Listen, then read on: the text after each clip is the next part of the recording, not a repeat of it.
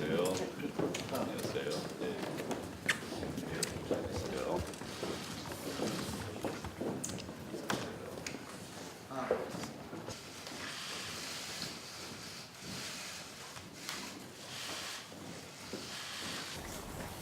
초래가 열린 지 한 달이 좀 넘어서 그런지 꽤 오래간만에 오는 기분입니다. 바쁘신 시간을 내주신 황교안 대표님, 손학규 대표님, 심상용 대표님, 그리고 정동영 대표님께 진심으로 감사의 말씀 드립니다. 오늘따라 가을비가 추적추적 내립니다. 잠신날에 주례하고 신부는 왔는데 신랑만 빠진 것 같아서 많이 거절합니다. 지난 9월 24일 카자흐스탄에서 열린 유라시아 국회의장 회의에 다녀왔습니다. 한국과 러시아가 공동으로 출범시킨 국제회의이기 때문에 두 나라가 개최국에서 공동의장을 맡게 됩니다. 역대 최다인 총 65개국이 참가했습니다. 국제회의에 나오는 우리의 국력이 대단하다는 것을 실감할 수 있었습니다. 이번 누르술탄, 여기 아스타나라고 하는 카자흐스탄 새로 옮긴 신도시를 이름을 초대 대통령 이름을 따서 누르술탄이라고 했다 합니다. 누르술탄 공동선언문 18개 항에도 우리의 뜻을 관철시켜서 반영할 수 있었습니다. 한반도 평화 프로세스에 대한 유라시아 의회의 지지표명을 이끌어냈고, 또 일본의 한국에 대한 수출 규제 문제, 또 방사능 환경 오염 문제와 관련된 문구도 4항과 6항에 신설을 추가했습니다. 이렇듯이 한국은 더 이상 변방의 약소국이 아닌 세계 중심국가로 뚝 서가는 단계에 올라서 있다고 저는 생각합니다. 100년 전 길을 잃었던 우리의 역사를 생각하면 지금은 강한 국력을 바탕으로 대한민국의 새로운 100년을 만들어갈 바로의 기회입니다. 결코 놓치지 말아야 할 대전환의 갈림길에 놓여 있는 시기가 아닐 수 없습니다. 그러나 지난 며칠 동안 저는 죄인된 마음으로 참담한 심정으로 서초동과 광화문 두 개의 대한민국을 목도했습니다. 당장 연이어 밀어닥친 태풍, 그리고 아프리카 돼지열병 확산, 악화되는 체감 경기로 인한 국민의 상심과 고통이 너무나 큽니다. 국민은 국회와 정치권만을 바라보고 있는데 우리는 지금 무엇을 하고 있습니까? 민생은 내팽개치고 진영 싸움에 매몰돼서 국민을 거리로 내모는 그런 형국이 아닌가라고 생각합니다. 고단한 국민의 삶마저 그 일상마저 흔들고 있습니다. 국회는 사회의 모든 갈등과 대립을 녹일 수 있는 용광로가 되어야 하는 것입니다. 그런데 대립과 혼란을 부추기는 모습에서 심각한 우려를 금할 수 없습니다. 이대로 가면 대의민주주의는 죽습니다. 정치 실종의 장기화는 민주주의 자체를 위험에 빠뜨릴 수 있다는 심각한 위기의식을 가져야 합니다. 분열의 정치, 편갈기 정치, 선동의 정치가 위험선에 다다랐습니다. 빈대잡자고 주가상가 다 태울 수는 없는 일입니다. 서초동과 광화문의 위침이 여의도로 머리를 돌리지 않는다고 장담할 수 있겠습니까? 지금 당장 국회가 스스로 존재의 이유를 증명해야 합니다. 정치와 대의민주주의를 복원하기 위해서 모든 쟁점의 논의와 합의는 국회에서 신속하게 이루어져야 합니다. 근본적인 사법개혁의 완성도 결국 국회의 입법입니다. 장관이 누구든 검찰이 무슨 자체 개혁안을 내놓든 국회가 내일이라도 합의만 하면 사법개혁에 대한 논쟁은 없어지는 것입니다. 저는 국회법에 따라 가능한 한 모든 의장 권한을 행사해서 사법개혁안을 본회의에 신속히 상정할 생각입니다. 서초동도 민심이며 강화문도 민심입니다. 그러나 간과하지 말아야 할 것은 묵묵히 바라보는 더 많은 국민의 마음도 것입니다. 국민의 뜻은 청와대와 여야 정치권에 충분히 전달되었다고 저는 생각합니다. 이제는 국회와 정치권이 진지하게 답해야 합니다. 이 자리에 계신 여야 정치 지도자들께서 정치를 복원해서 국민의 분노를 달래주시길 바랍니다. 각자의 팀이 아닌 하나의 대한민국 원팀을 만드는 데 지혜와 결단을 도와주실 것을 부탁드립니다. 안고 없는 찐빵같이 여당에 빠지니까 좀 이상하게 야당만 주어지네요. 나는 여도 아도 아닌 합당한 심정인데 근데 그 심정이 꼭 이상하게 아까도 말했지만 신랑이 빠진 신부들만 있는 자리에 주례스러운 그런 기분입니다. 자오라 제1야당을 채워주고 계신 대통령 말씀 하겠습니다.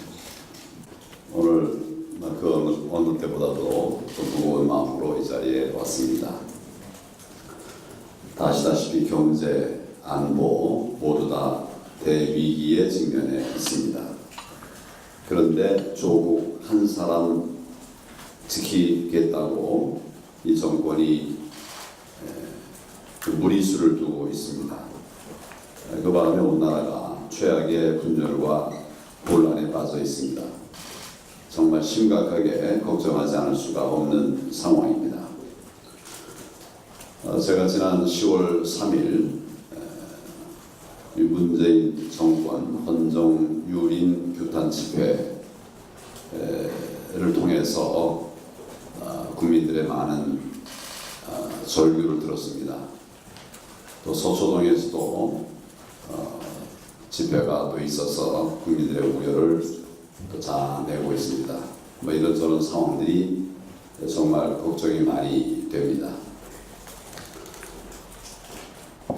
이번 사태의 본질 중에 하나를 우리가 좀 짚어볼 필요가 있다고 생각합니다. 결국 의장님께서 말씀하신 의회 정치의 실종, 그것이 큰 문제라고 생각을 합니다. 그래서 국민들이 광장으로 뛰쳐 나간 측면이 적지 않습니다. 국민들이 광장으로 뛰쳐나간 이유 중에 하나는 의회의 정치 실종이기도 하지만은 대통령과 청와대가 국회를 철저하게 무시하고 권력으로 의회를 짓누르려고 하는 그런 행태로부터 비롯된 것이기도 합니다. 의회 정치의 붕괴를 두고 있는 문재인 정권의 오만과 또 독선부터 따져봐야 합니다. 우리 헌정사에서 이렇게 철저하게 국회와 야당을 무시한 정권은 없었습니다. 청문 보고서 채택 없이 임명한 장관급이 벌써 22명입니다. 제가 숫자를 다 따져보진 않았지만은 청문 경과 보고서 채택 받아서 장관급이 된 사람보다 훨씬 더 많은 사람들이 청문 경과 보고서 채택 없이 임명된 것으로 알고 있습니다. 역대 정권의 기록을 넘어섰을 거라고 생각합니다. 철저하게 국회를 무시하고 있습니다. 게다가 조국 사태에서 볼 수 있듯이 도저히 용납할 수 없는 그런 현재 진행형 범법자, 그런 사람까지 임명을 강행하고 검찰 수사까지 방해하고 있습니다. 정부 견제의 핵심 가운데 하나인 인사청문회 제도가 사실상 사망 선고를 받은 상황입니다.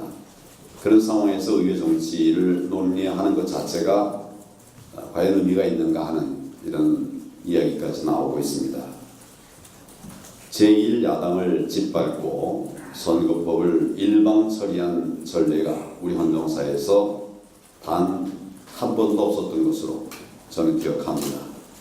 국회 선진화법의 근본 취지는 다수의 횡포와 일방적 의회 운영을 막는 데 있습니다.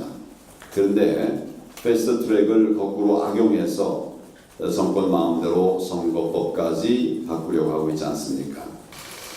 이런 도저히 정상적인 의회라고 하기가 어렵다고 생각을 합니다. 민주주의를 지탱하는 두 가지 규범은 존중과 원칙이라고 생각합니다. 상대방을 인정하는 존중, 그리고 예를 들어서 법을 악용하지 않고 신중하게 집행하는 원칙, 이런 것들이 지켜져야 한다고 생각합니다. 이 두 가지 규범이 무너지면 민주주의가 무너지고 또 그로부터 독재가 시작된다는 것이 정치학자들의 경고입니다.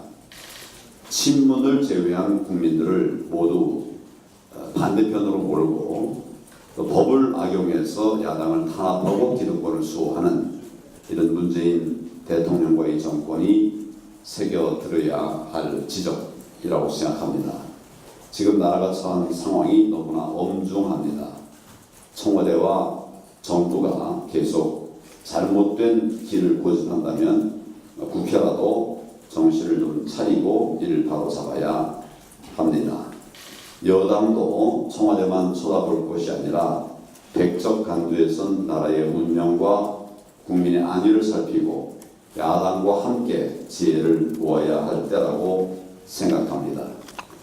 야당 탓, 또 국제 경기 탓, 이런 남탓하면서 호송세월 할 여유가 없는 상황이라고 생각합니다.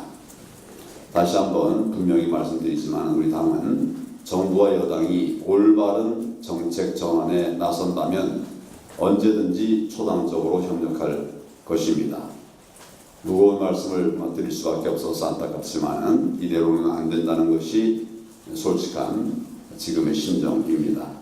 의장님께서도 지금 의회 정치 붕괴의 원인이 뭔지 깊이 숙고하고 계시겠지만 국회의 역할을 복원하는 데도 힘써주시면 감사하겠습니다. 이상입니다.